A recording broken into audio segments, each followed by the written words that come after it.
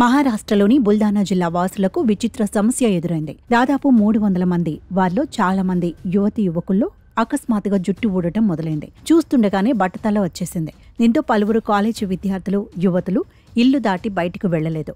ఈ సమస్యపై ఎంతో మంది డాక్టర్లను సంప్రదించినా వారు తగిన పరిష్కారం చూపలేకపోయారు. చివరికి పద్మశ్రీ అవార్డు గ్రహీత అయిన వైద్యుడు హిమ్మత్రావు భవాస్కర్ దీని గురించి పరిశోధించి బల్దానా జిల్లా వాసులు రొట్టెల తయారీకి వాడుతున్న గోధుమ పిండిలో సమస్య ఉందని గుర్తించారు.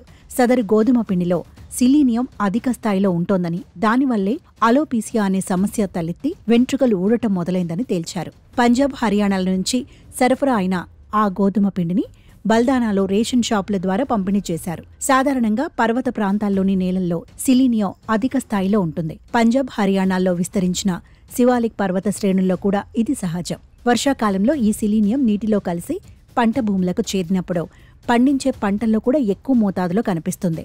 అంతేకాక ఫాస్ఫేట్ ఎరువులతోనూ సిలీనియం సమస్య పెరుగుతుంది.